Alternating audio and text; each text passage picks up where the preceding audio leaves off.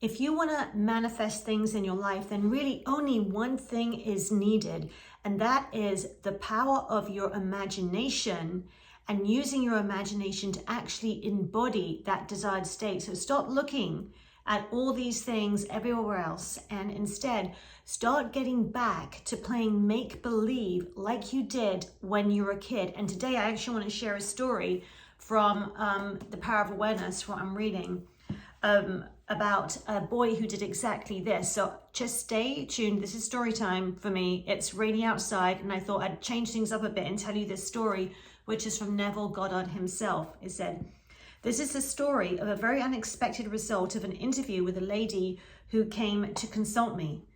One afternoon, a young grandmother, a businesswoman in New York, came to see me, and she brought along her 9-year-old grandson who was visiting from his home in Pennsylvania.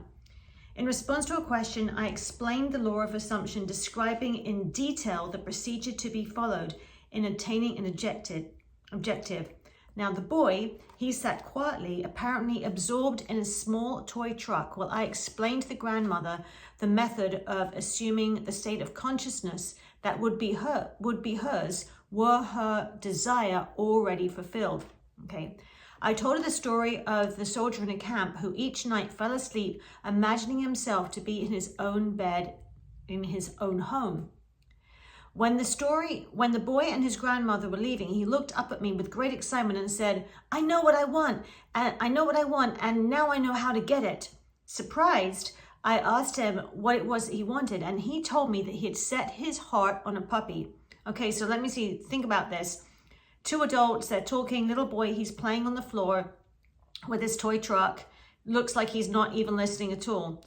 To this, the grandmother vigorously protested, telling the boy that it had been made clear repeatedly that he could not have a dog under any circumstances, and that his father and mother would not allow it, and that the boy was too young to care for it properly. And furthermore, the father had a deep dislike for dogs. He actually hated to have one around. All these were arguments the boy, passionately desirous of having a dog, refused to understand. "Now I know what to do," he said. "Every night, just as I'm going off to sleep, I'm going to pretend, I'm going to pretend that I have a dog and that we're going for a walk." "No," said the grandmother, "this is not what Mr. Neville means. This was not meant for you. You cannot have a dog." Approximately 6 weeks later, the grandmother told me what was to her an astonishing story. The boy's desire to own a dog was so intense that he'd absorbed all that I had told his grandmother of how to attain one's desire. And he believed implicitly that at last he knew how to get a dog. Okay, so this is what happens. It's going to blow your mind, guys. Putting this belief into practice, for many nights, the boy imagined a dog was lying in his bed beside him. In imagination, he petted the dog, actually feeling its fur. Things like playing with a dog and taking it for a walk filled his mind. Within a few weeks, it happened. A newspaper in the city in which the boy lived organized a special program in connection with Kindness to Animals Week. All school children were requested to write an essay on why I would like to own a dog. After entries from all the schools were submitted and judged, the winner of the contest was announced. The very same boy who weeks before in my apartment in New York had told me, "Now I know how to get a dog," was the winner. In an elaborate ceremony, which was publicized with stories and pictures in the newspaper, the boy was awarded a beautiful collie puppy. In revealing this story, the grandmother told me that if the boy had been given the money with which to buy a dog, the parents would have refused to do so and would have used it to buy a bond for the boy or put it in a savings bank for him. Furthermore, if someone had made the boy a gift of a dog, they would have refused it or given it away. But the dramatic manner in which the boy got the dog, the way he won the citywide contest, the stories and the pictures in the newspaper, the pride of achievement and joy of the boy himself, all combined. This is just amazing, to bring about a change of heart in the parents, and they found themselves doing that which they never conceived possible.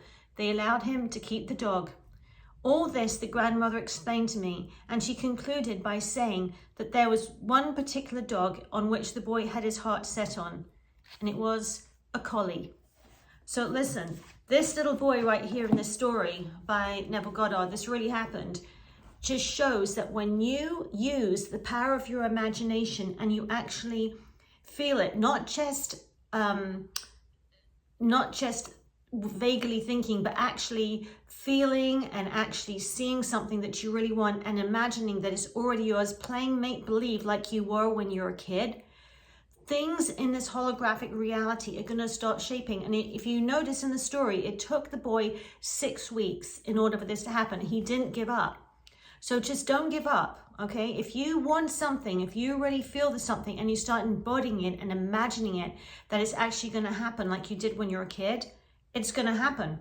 The key is to feel it and not give up. And I think it's just amazing how this whole world was shifted, and there just happened to be this writing assignment, this writing competition, and he was the boy that won in the school. So I want to share these stories of things that really happened with Neville Goddard to encourage you to not give up, to start out picturing your world and realize that you really are the creator of your reality. You know, we think that there is just one reality, but there's not. What if there are multiple different realities, and they all, the one that you experience is determined by how you use your imagination? Okay, if this is real, then you should be able to see these things show up in your life if you dare to believe, if you dare to have the heart of a child like this child was doing years ago when he manifested this puppy out of thin air, okay? And also never forget who you're influencing. This wasn't even meant for this boy. He was just sitting on the floor playing, using his imagination playing with a toy truck, right? And you think today, many times we are stripped of using our imagination. Kids aren't even playing with toys anymore. They're not even using their imagination so much. They're just on their phones on the screen rather than actually pretending with, farm animals or toys or building things with bricks or whatever it may be. So start doing things which are going to help you gain your imagination back, rather than just always scrolling and always on the phone, just looking at, reels and shorts on YouTube or on TikTok or whatever. Instead, rather than all this short form stuff, use your imagination to start playing like you did when you were a kid again. Allow your imagination to grow.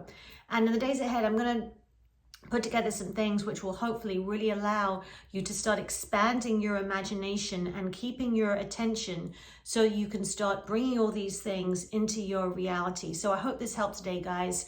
I so appreciate everyone who's watching. Thank you so much to all my new subscribers, and I will see you on the next video. This is Susan Caroline. Bye.